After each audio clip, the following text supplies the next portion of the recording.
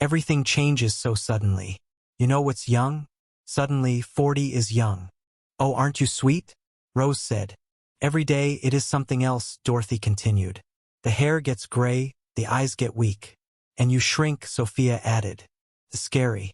You measure your height against your arm span, and when they stop being equal, you're actually getting smaller. Anyway, Dorothy, Rose said, these new hearing aids just fit right in the ear canal. Nobody can even see them, so why does it matter?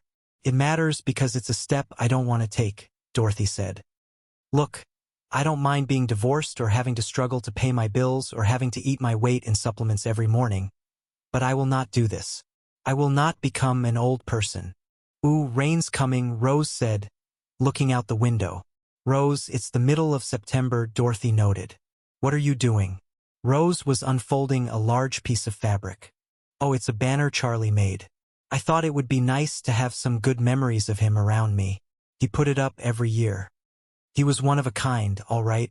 Loved Christmas. Loved Christmas, Sophia echoed. That is unique. Of course, that was before he met Blanche. Blanche say, where is old Happy Pants? Dorothy asked. She and Ma went to the Philharmonic, Rose replied. I thought you were going to that, Dorothy said. Why bother? Rose shrugged. It's not like I would be able to enjoy it. True, Dorothy agreed. On the other hand, Beethoven was also deaf, so you would be hearing the music the way he wrote it. Look at us. Eek, and I have lost one of my best friends. Oh, come on, Rose, Dorothy said. You haven't lost one of your best friends. Sure I have, Rose said. It is too painful to talk to Blanche. So I figure she can be my landlord. But we will stop being friends. Oh, now, Rose, that's not what you really want, Dorothy said. Honey, you're sacrificing something very important to you over a mistake that was made years ago. Honey, you know what you should do? Sit down, write down everything that you like about Blanche. Honey, if you care for why they are in your life. I guess you're right, Rose admitted. I guess I was pretty hard on her. I cannot believe I made that crack about the nautical toilet. You lost your head, Dorothy said. Sophia walked back in.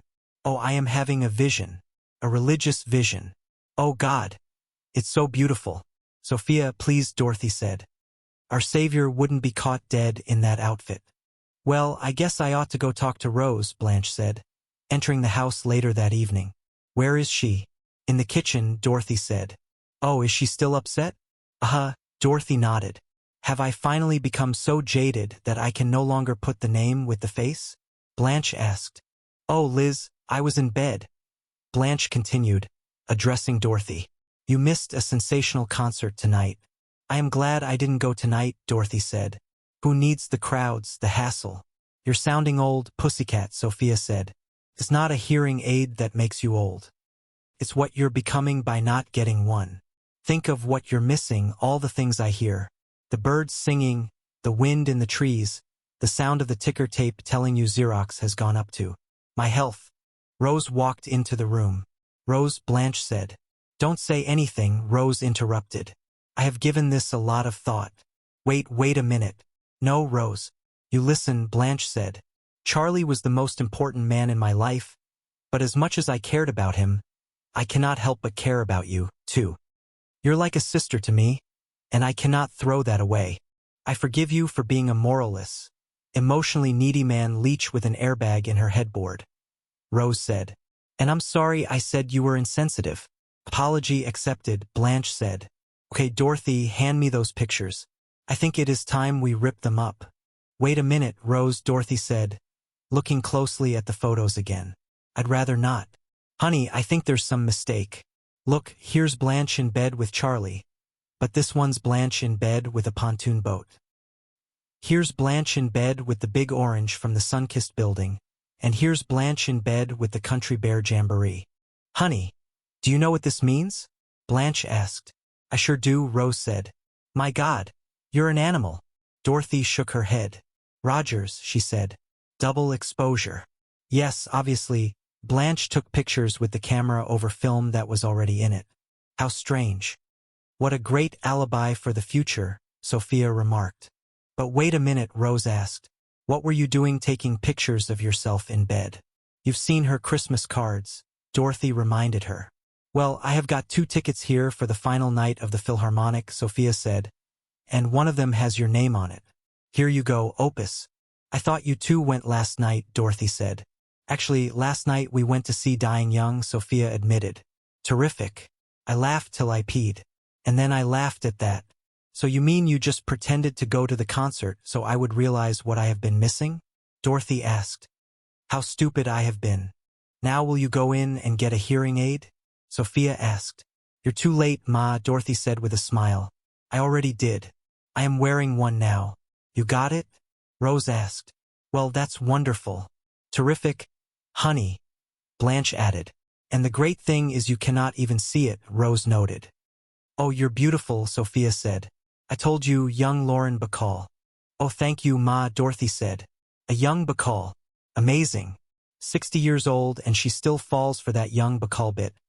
Sophia whispered to the others as they all laughed together. The golden bond of their friendship stronger than ever.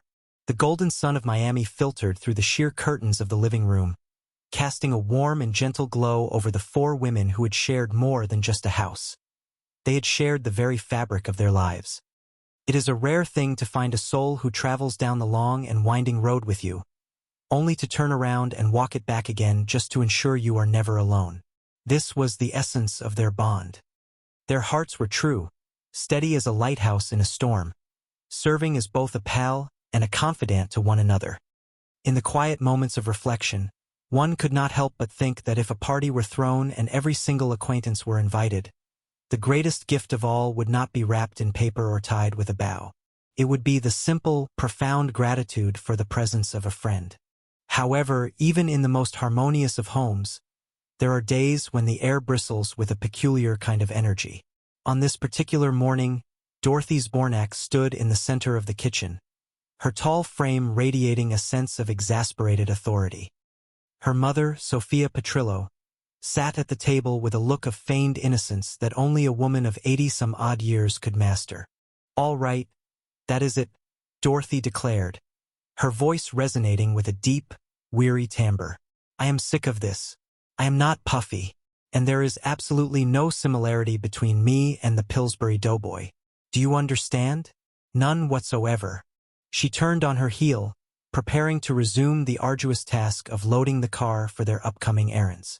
But in the corner of the room, Rose Nyland was engaged in a project of her own. She was surrounded by piles of what most would call clutter, but what Rose deemed sacred relics of a life well lived.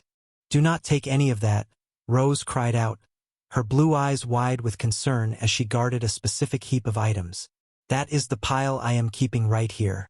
Blanche Devereaux, leaning against the doorframe in a silk robe that flowed like water, arched a perfectly groomed eyebrow. All of this? Well, I simply cannot part with those things, Rose insisted, clutching a dusty object to her chest. They are all so very special to me. Dorothy paused, looking at a battered metal cone in Rose's hands. What could possibly be so special about a bullhorn, Rose? Rose's face lit up with the glow of 1,000 memories. Oh, look, my bullhorn. This is the only thing I have left from my one day as a mountain rangerette.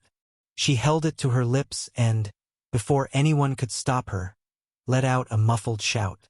Hey, you, get out of the pass. This is avalanche cover.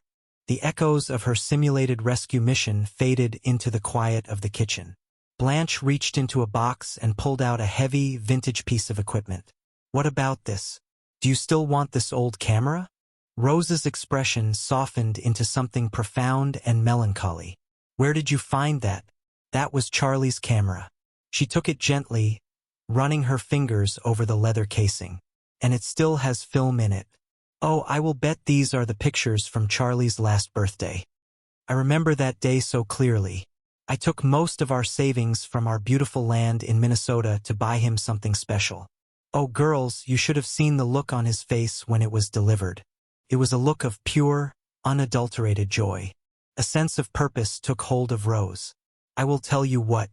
I will drop the film off when I pick up our tickets to the Philharmonic today. The Philharmonic? Dorothy asked, her interest piqued. Yes, Rose replied proudly. Beethoven Sonata No. 29. 1 week from tonight, it will be just you and me under the stars. Ma, aren't you excited? Sophia looked up from her seat, her face a mask of dry wit.